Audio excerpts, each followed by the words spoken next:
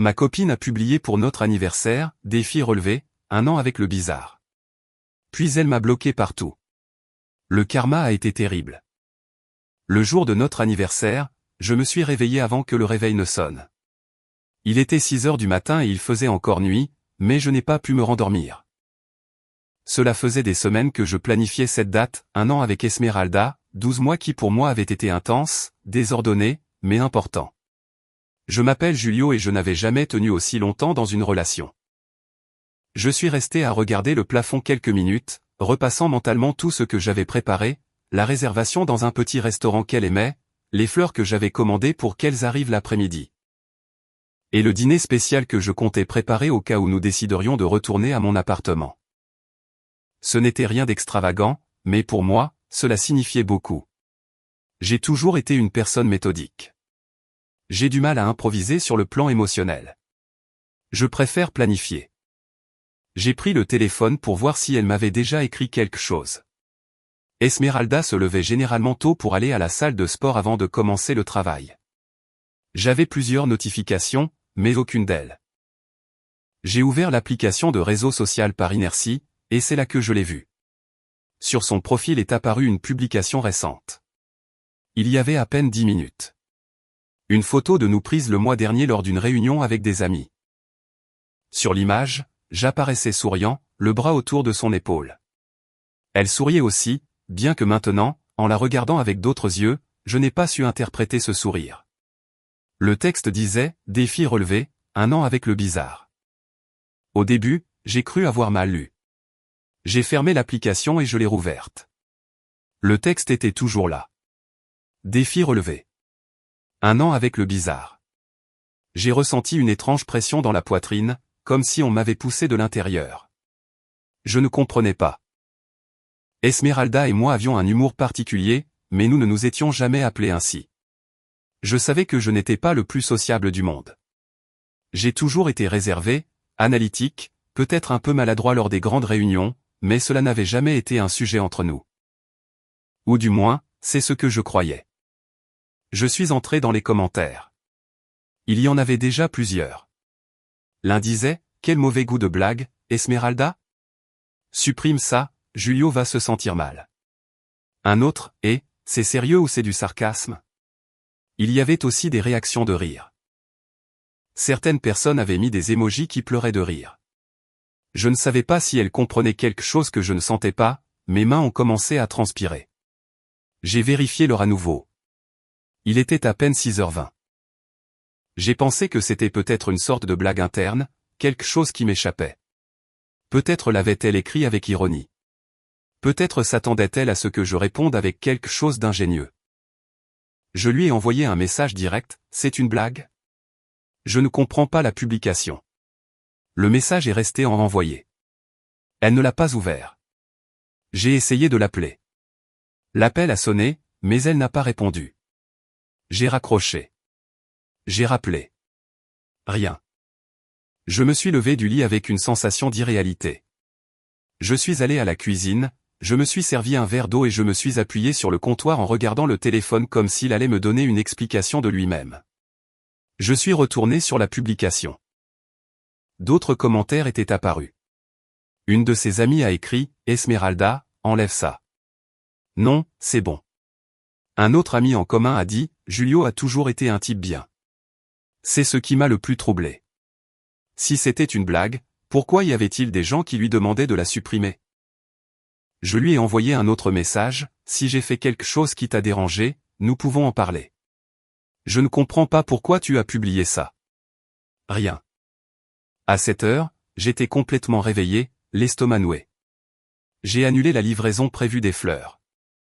Je ne savais pas si cela avait un sens de les garder. J'ai décidé de revoir nos conversations précédentes, cherchant un indice, quelque chose qui aurait pu passer inaperçu. Mais les derniers jours avaient été normaux. La veille au soir, elle m'avait même dit que nous nous verrions après le travail pour fêter ça. Elle m'avait demandé si j'avais tout préparé. Elle m'avait envoyé un emoji cœur. À 7h30, je l'ai rappelé. Cette fois, l'appel a coupé au second bip. J'ai essayé de lui envoyer un autre message, mais l'avis est apparu que le message n'avait pas pu être livré. Je suis entré sur son profil, je ne pouvais rien voir. J'ai actualisé, rien. J'ai essayé depuis un autre compte. Son profil apparaissait normal. Elle m'avait bloqué. J'ai ressenti un vide qui a parcouru tout mon corps. Non seulement elle m'avait bloqué sur l'application principale. J'ai vérifié d'autres plateformes. Bloqué aussi. J'ai essayé de lui envoyer un message par une application de messagerie instantanée. Seulement un seul vu est apparu, puis, quelques minutes plus tard, je ne pouvais plus voir sa photo de profil. Je me suis assis sur le bord du lit avec le téléphone à la main. Je ne savais pas ce qui se passait. Je ne comprenais pas à quel moment quelque chose comme ça avait pu se produire sans que je le remarque. À 8 heures précises, j'ai reçu un appel entrant. C'était Lisa, l'une de ses amies les plus proches. J'ai hésité quelques secondes avant de répondre. J'ai pensé que peut-être elle m'expliquerait ce qui se passait. J'ai accepté l'appel vidéo. Sur l'écran est apparue Lisa, téléphone à la main. Derrière elle, assise dans ce qui semblait être le salon d'un appartement, se trouvaient Esmeralda et 2 autres amies. Elles étaient toutes ensemble. Certaines tenaient des tasses de café. Cela ressemblait à une réunion informelle. « Bonjour, Julio » a dit Lisa avec un sourire que je n'ai pas su interpréter.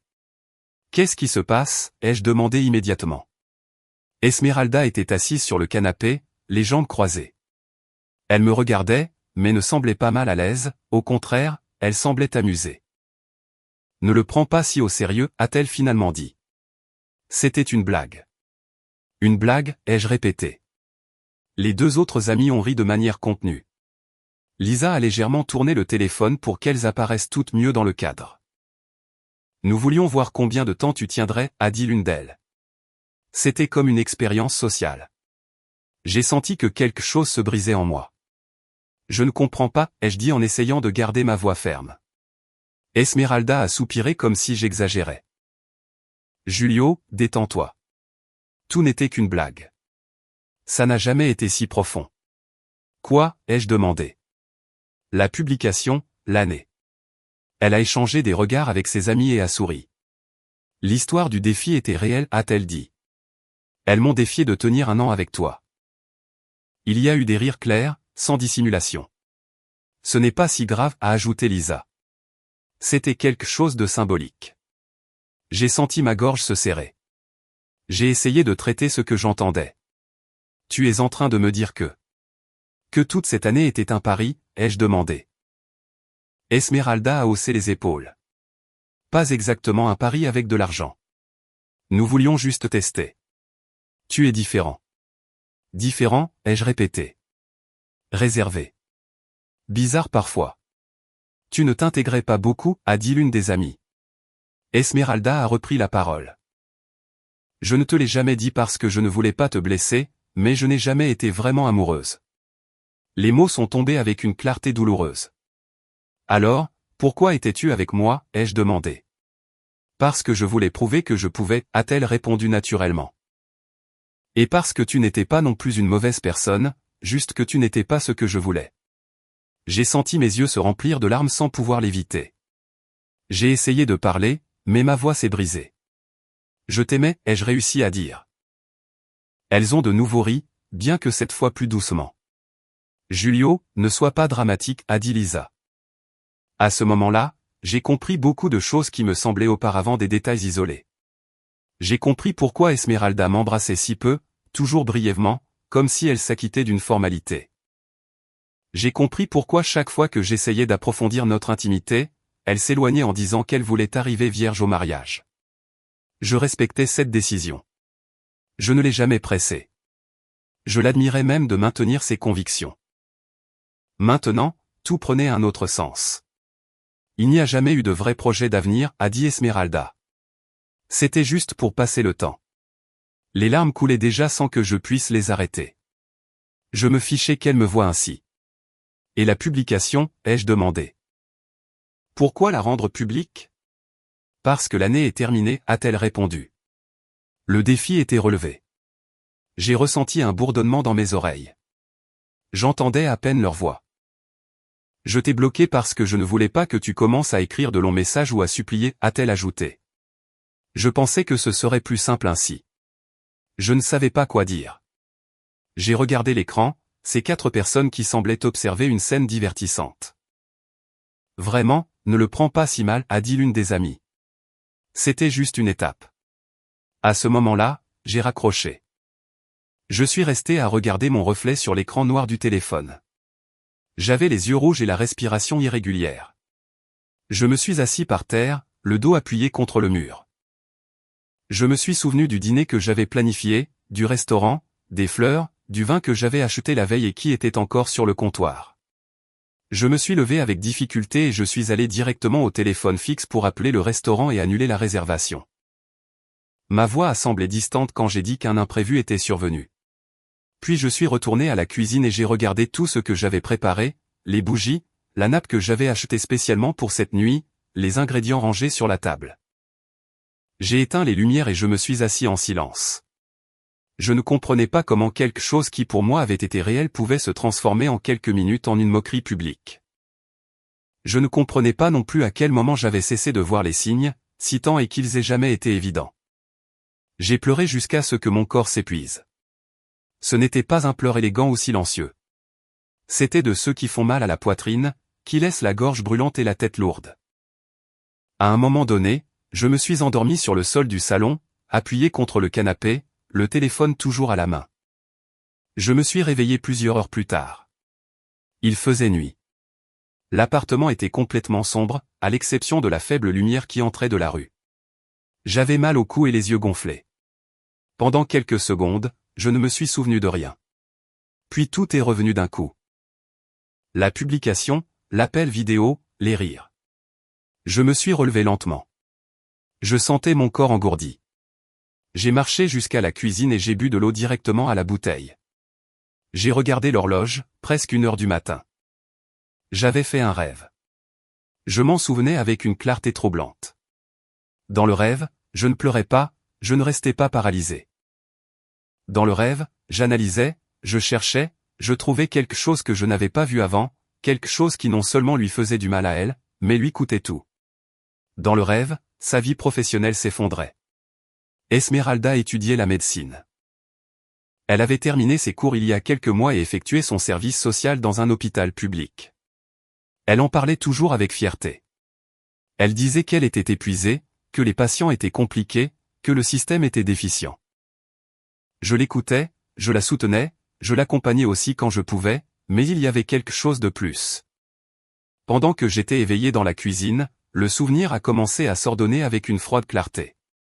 Elle avait l'habitude de m'envoyer des photos de l'hôpital. Tout n'était pas normal. Au début, c'était des choses inoffensives, un couloir vide, une blouse, une tasse avec son nom. Puis les images sont devenues plus crues, des photos de chirurgie, de plaies ouvertes, de sang. Je lui avais toujours dit que je n'aimais pas le sang, que je me sentais mal rien qu'à le voir. Depuis l'enfance, cela m'affectait. Elle le savait. Elle l'avait constaté une fois quand je m'étais montré mal à l'aise devant une scène médicale à la télévision. À partir de là, elle a commencé à m'envoyer des images plus fréquemment.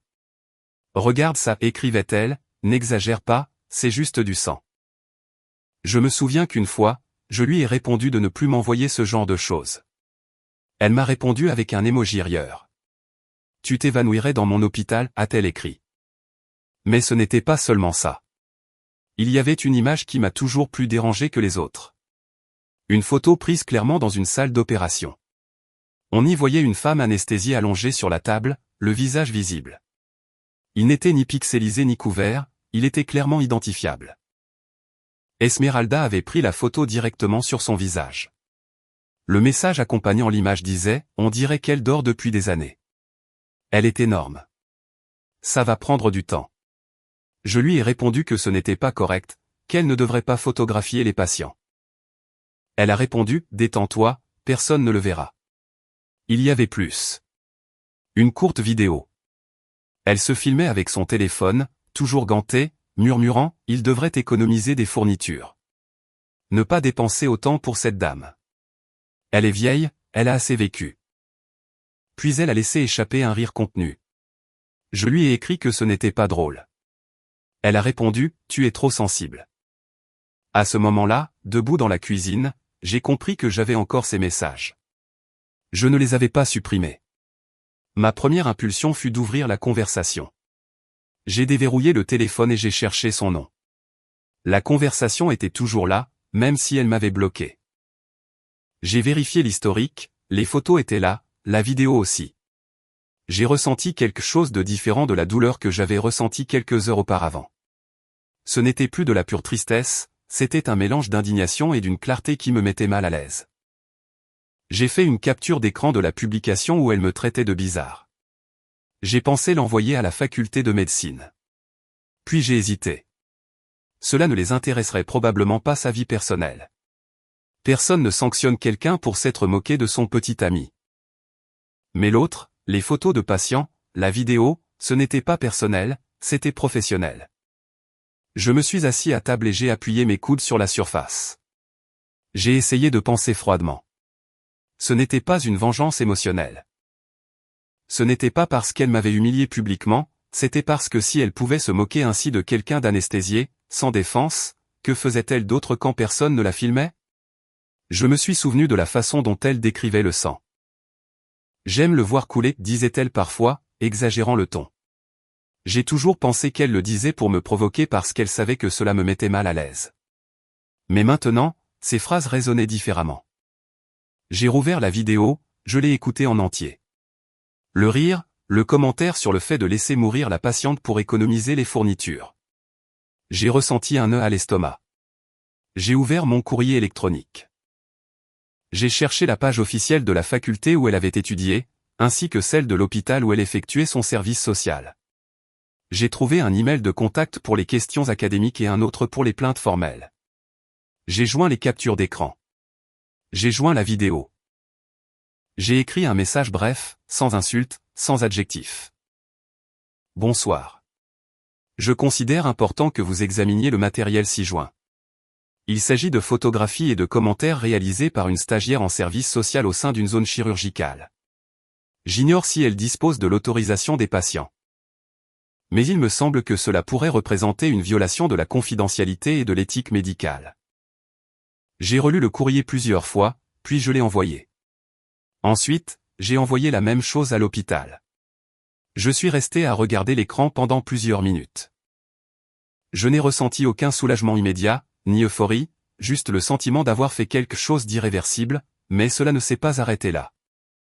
Il y avait un grand groupe de médecins et d'étudiants sur un réseau social, l'un de ces groupes où ils partagent des articles, des cas cliniques et des débats éthiques. J'étais là parce qu'Esmeralda m'avait un jour invité à lire des publications. J'ai pensé à y télécharger le matériel. J'ai hésité. Je ne voulais pas avoir l'air rancunier. Je ne voulais pas que le focus soit sur moi. Alors j'ai rédigé quelque chose de neutre. Est-il normal que des stagiaires en service social photographient des patients anesthésiés sans consentement apparent et fassent des commentaires désobligeants à leur sujet? J'ai joint une capture d'écran où mon nom n'apparaissait pas, mais le sien oui. La publication n'a pas tardé à recevoir des réponses. Au début, c'était des questions, puis de l'indignation. C'est une faute grave. Violation totale de la confidentialité. Ça devrait être dénoncé. Quelqu'un a demandé la vidéo. Je ne l'ai pas téléchargée en entier, mais j'ai confirmé qu'elle existait.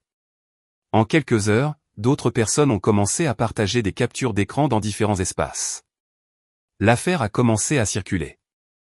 À 10 heures du matin, mon téléphone a vibré avec un numéro inconnu. J'ai décroché. C'était Esmeralda. Sa voix n'avait plus le ton assuré de l'appel vidéo. « Julio, qu'as-tu fait ?» a-t-elle demandé sans saluer. « De quoi parles-tu » ai-je répondu. « Ils appellent de l'hôpital. Ils m'ont convoqué. Ils disent avoir reçu du matériel. C'est toi. » J'ai gardé le silence quelques secondes. Oui. J'ai entendu sa respiration s'accélérer. « Supprime-le, retire-le. Dis que c'est faux. » « Ce n'est pas faux, ai-je dit calmement. C'était une blague. Tu sais que c'était une blague. Tu ne plaisantais pas quand tu as filmé cette femme. Tout le monde prend des photos, a-t-elle répondu rapidement. Ce n'est pas si grave. Avec son visage visible, ce n'est pas si grave. Il y a eu un long silence. Ils peuvent m'annuler mon service social, a-t-elle finalement dit. Je peux perdre l'année. Julio, s'il te plaît. Je me suis souvenu de la veille au soir. Son sourire. Le mot au défi. Tu m'as bloqué pour que je n'écrive pas de longs messages, ai-je répondu. C'était différent. Non, Esmeralda.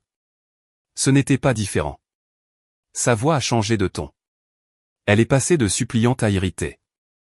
Tu l'as fait par vengeance. Je l'ai fait parce qu'il n'est pas normal de se moquer d'une patiente anesthésiée. C'est toi qui détruis ma carrière. J'ai respiré profondément. Non, je n'ai pas enregistré cette vidéo. De l'autre côté, on n'entendait que sa respiration. Supprime-le, a-t-elle répété plus bas. Je ne peux pas. Ce n'était pas tout à fait vrai. Je pouvais supprimer ma publication. Je pouvais écrire que tout avait été un malentendu, mais des courriels avaient déjà été envoyés, des captures d'écran circulaient déjà. Ça ne va pas en rester là, a-t-elle dit avant de raccrocher. Ce même après-midi, le groupe sur le réseau social était rempli de commentaires. Certains demandaient qu'une plainte formelle soit déposée auprès du comité d'éthique. D'autres disaient que la médecine devait se purifier des personnes sans empathie. Son nom était déjà associé à l'affaire. Le soir, elle m'a de nouveau appelé. Cette fois, sa voix était brisée. Ils m'ont suspendu temporairement, a-t-elle dit. Ils vont enquêter. Je n'ai pas répondu. C'est ce que tu voulais, a-t-elle demandé. J'ai pensé au dîner annulé, aux fleurs qui ne sont jamais arrivées, au sol froid où j'avais pleuré. Je voulais que tu comprennes ce que l'on ressent quand on est humilié publiquement, ai-je répondu. Je suppose que maintenant tu le sais. Elle est restée silencieuse. Ils peuvent m'expulser, a-t-elle murmuré. J'ai regardé le téléphone pendant quelques secondes avant de répondre, alors, tu aurais peut-être dû réfléchir avant de filmer quelqu'un qui ne pouvait pas se défendre. L'appel s'est terminé sans au revoir. Je suis resté assis dans l'obscurité, le téléphone à la main. Je ne ressentais ni triomphe, ni paix, juste la certitude que quelque chose s'était définitivement brisé, non seulement entre nous, mais dans sa vie. Et cette fois, ce n'était pas un défi. Mise à jour. 2 mois se sont écoulés depuis que j'ai tout publié. Je ne pensais pas réécrire, mais j'ai lu trop de choses sur moi pour rester silencieux. Quand j'ai posté l'histoire et le matériel, la réaction a été immédiate. Non seulement dans le groupe de médecins, mais aussi dans d'autres espaces où quelqu'un a partagé des captures d'écran. Ma publication s'est remplie de commentaires divisés. Certains disaient que c'était juste, qu'elle le méritait, que ce qu'elle avait fait n'était pas une blague, mais de la cruauté, que quelqu'un comme ça ne devrait pas être près de patients. D'autres n'ont pas été aussi gentils avec moi. Hypocrite. Si tu étais si moral, tu aurais dû la dénoncer dès qu'elle t'a envoyé la première photo. Ne te fais pas l'éthique maintenant qu'elle t'a quitté. Tu l'as fait par dépit. J'ai tout lu. Au début, je répondais, puis j'ai arrêté. Mais il y a quelque chose que je veux dire parce qu'on l'a beaucoup répété, personne ne dénoncerait sa copine. Et c'est peut-être vrai, mais c'est aussi vrai que personne ne dénoncerait sa copine à moins que sa copine ne le traite comme. Oui, je l'ai dit ainsi, parce que c'est ce qu'elle a fait. Pendant 1 an, j'ai normalisé des choses qui n'étaient pas normales. J'ai justifié des photos qui ne devaient pas exister, des vidéos qui ne devaient pas être enregistrées, des commentaires qui ne devaient pas être faits. Je me disais que c'était le stress, que c'était de l'humour noir médical, que j'étais trop sensible. Peut-être que j'étais idiot. Je l'étais probablement, mais il y a une différence entre être naïf et être un complice conscient.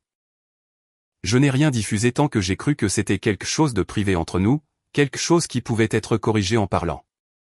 La limite a été franchie quand j'ai compris que pour elle, j'étais aussi une expérience, un défi, une moquerie publique. Là, elle a cessé d'être ma copine. Là, elle est devenue quelqu'un capable d'humilier et ensuite de demander protection. Et non, je n'allais pas protéger cela. Maintenant, ce qui s'est passé. 3 semaines après que j'ai envoyé les courriers, l'hôpital l'a formellement suspendu de son service social pendant qu'une enquête interne était menée. Peu après, la faculté est intervenue.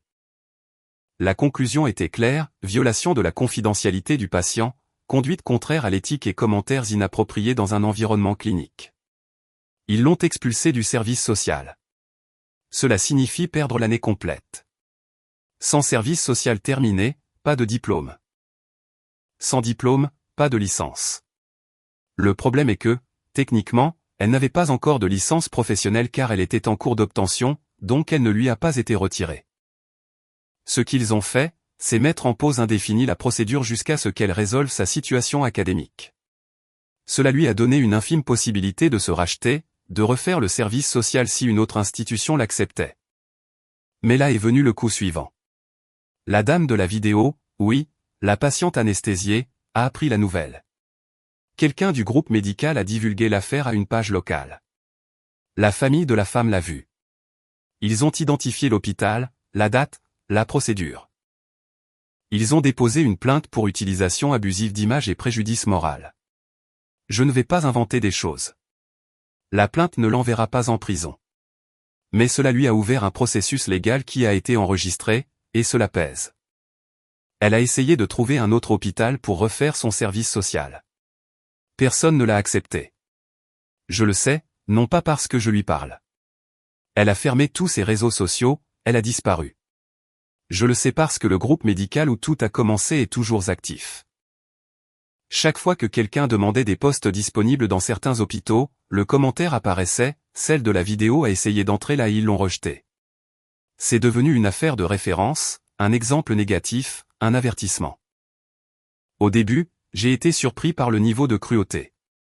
Puis j'ai compris quelque chose d'inconfortable. La profession médicale est extrêmement compétitive et aussi implacable avec les erreurs publiques. Encore plus lorsque l'erreur touche à l'éthique professionnelle. Il y a un mois, elle a réussi à être acceptée dans une petite clinique rurale, dans une communauté isolée. Ce n'était pas idéal, mais c'était une opportunité. On l'a commenté dans le groupe. Une semaine plus tard, quelqu'un a écrit « Ils l'ont déjà viré ». Les dirigeants ont appris son passé et les commentaires moqueurs ont commencé. Je ne vais pas mentir, lire ça m'a provoqué quelque chose d'étrange. Ce n'était pas du bonheur, c'était un mélange de satisfaction amère et de vide, car quand j'ai dit que ça allait lui coûter, je n'avais pas mesuré à quel point. Dans le groupe, on a commencé à l'appeler la stagiaire de la vidéo. D'autres la mentionnaient comme un avertissement dans les débats d'éthique. Chaque fois qu'on parlait de confidentialité, quelqu'un disait « ne voulez pas finir comme elle ». Elle est devenue un symbole et les symboles cessent d'être des personnes. Cela aussi m'a mis mal à l'aise. Elle a fermé tous ses réseaux sociaux, supprimé d'anciennes photos, effacé des commentaires, disparu numériquement. Certains disent qu'elle essaie de postuler dans de plus petits hôpitaux privés où le processus de vérification n'est pas aussi public. Jusqu'à présent, d'après les commentaires, personne ne l'a acceptée. 2 mois. En 2 mois, elle est passée de stagiaire fière à un cas d'étude négatif. Est-ce le karma? Je ne sais pas. Je sais que beaucoup croient que oui. Je sais aussi que certains croient que j'ai exagéré. J'ai dû lire des choses comme « tu l'as ruiné par dépit ». Tu ne l'as exposé que quand ça t'arrangeait. Et peut-être ont-ils en partie raison. Si elle ne m'avait pas humilié publiquement, j'aurais probablement continué à justifier ses comportements. C'est quelque chose que je dois assumer. Mais il est également vrai que si personne n'avait rien dit, elle aurait continué à filmer des patients, elle aurait continué à se moquer, elle aurait fini avec un diplôme et une licence sans que personne ne remette en question son éthique. Et c'est plus grave que ma douleur. Je n'écris pas ceci pour me présenter comme un héros moral. Je ne le suis pas. J'ai agi blessé, j'ai agi en colère, mais j'ai aussi agi quand j'ai vu une ligne à ne pas franchir. Aujourd'hui, 2 mois après, je ne ressens plus de rage, ni d'amour. Je ressens de la distance. Elle a choisi de transformer notre relation en un défi. Elle a choisi d'humilier publiquement. Elle a choisi de filmer une patiente sans consentement. Elle a choisi de rire. J'ai choisi de ne pas protéger cela. La conclusion à laquelle j'arrive n'est pas romantique. Ce n'est pas le karma arrive toujours. C'est quelque chose de plus simple et de plus inconfortable, votre caractère finit toujours par vous rattraper. Ce n'est pas une de mes publications qui l'a détruite. C'est la combinaison de son arrogance, de son manque d'empathie et de sa conviction que rien n'aurait de conséquences qui l'a détruite. Je n'ai été que le détonateur. Et si j'ai appris quelque chose de tout cela, c'est que lorsque quelqu'un vous montre qui il est, même si c'est en riant, même s'il le déguise en blague, le plus dangereux n'est pas de le dénoncer, le plus dangereux est de l'ignorer. Non.